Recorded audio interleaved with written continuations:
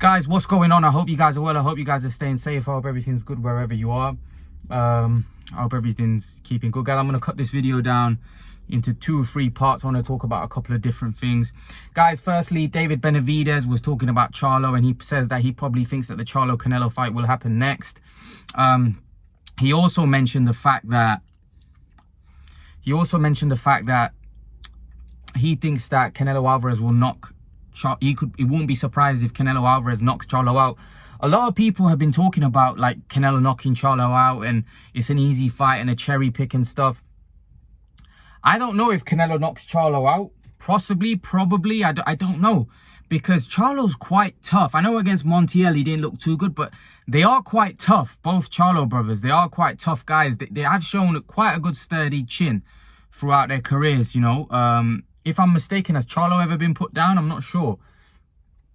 He was wobbled against Montiel, but, you know, anyone can be wobbled. But, you know, he has shown a sturdy chin throughout his career. And he is quite tough and a big guy.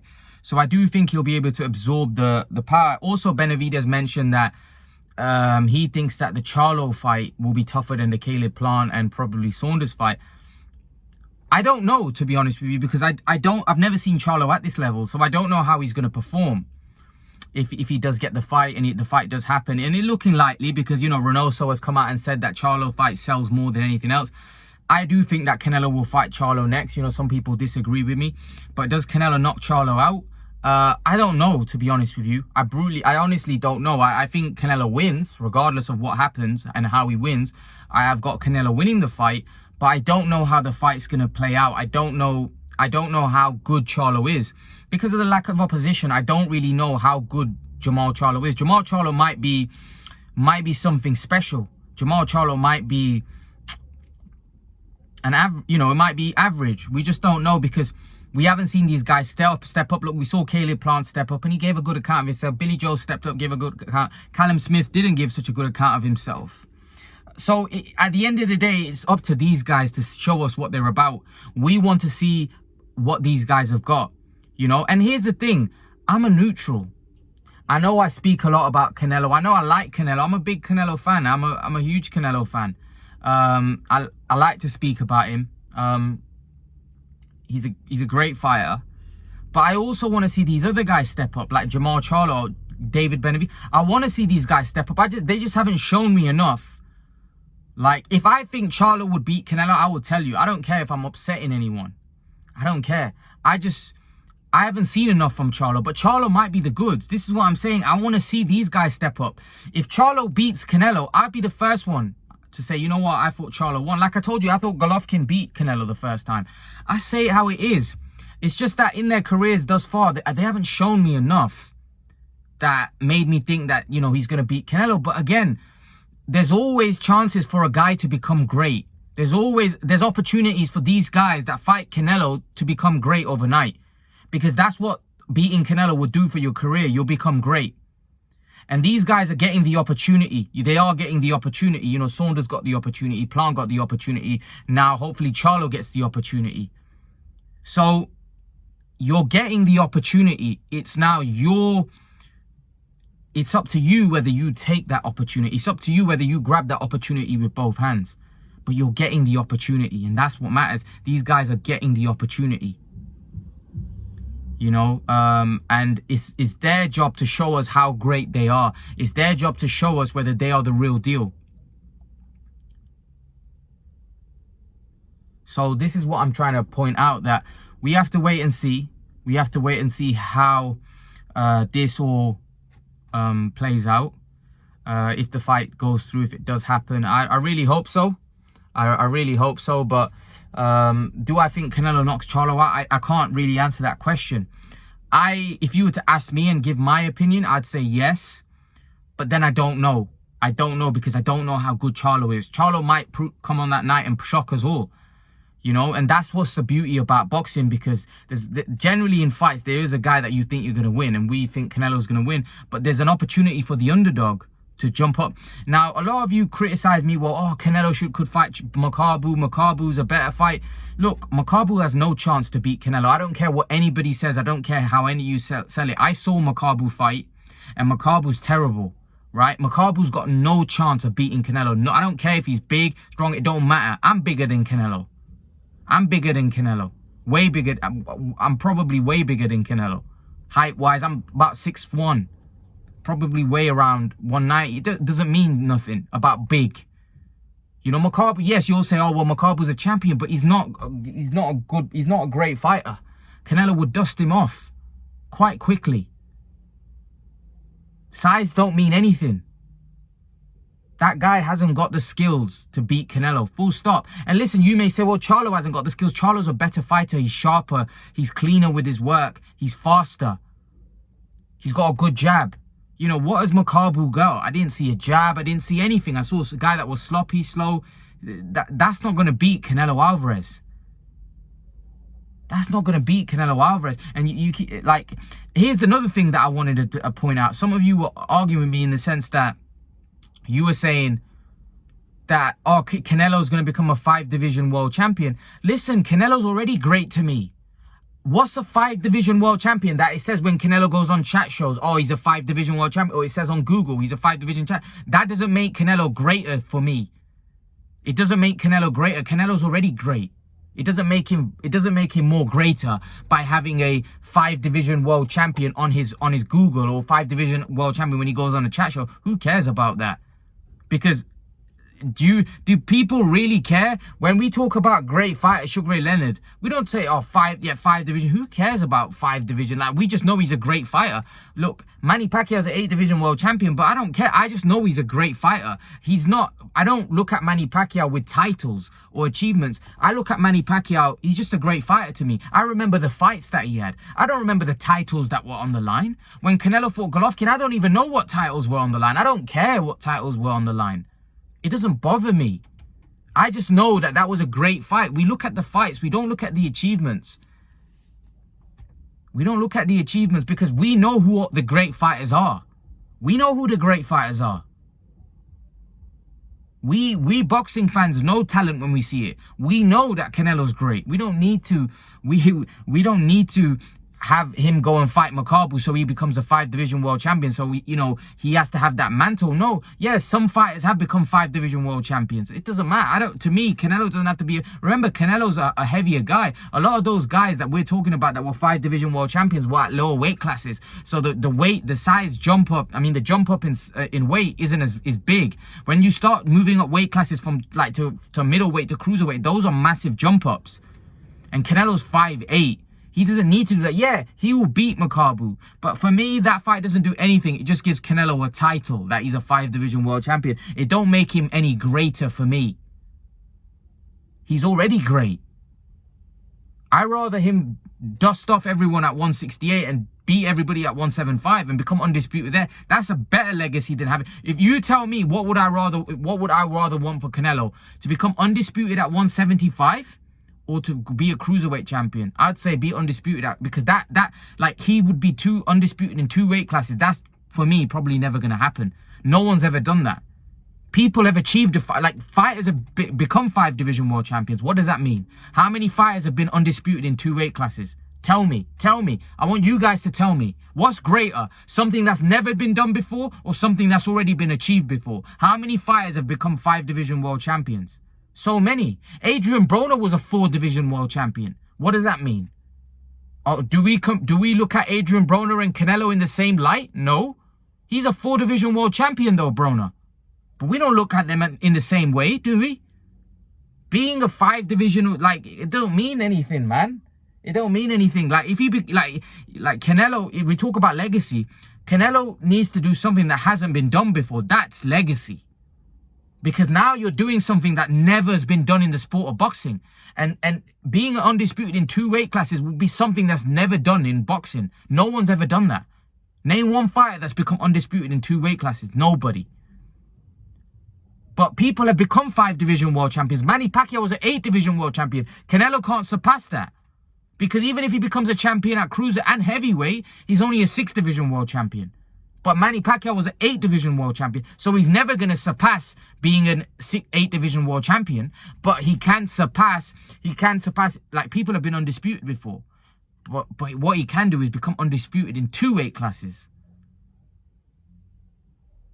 That's what he can do. And Canelo's more than capable of beating everybody at 175. So that's my take on it, guys. I feel like sometimes some of you are doing it because you want him to have a certain title on Google or when he goes on a chat show that it says underneath his name 5. Like, it doesn't mean boxing fans, the hardcore boxing fans like me and you know someone's great. We don't need a title. And it's the fights that make someone great, not the titles. It's the fights that make you great. Because people remember the big fights. No one's going to remember Canelo for fighting Makabu. People are going to remember Canelo for fighting Charlo because it'll be a big event. Canelo Makabu's not a big event. People say, well, no, because a lot of boxing fans, I know a lot of Canelo fans that have said in my YouTube channel, I'm not going to watch that fight. I'm not going to pay for that. I'll watch it because I'm a boxing fan. But this is what I'm trying to say, that we remember fighters for the fights.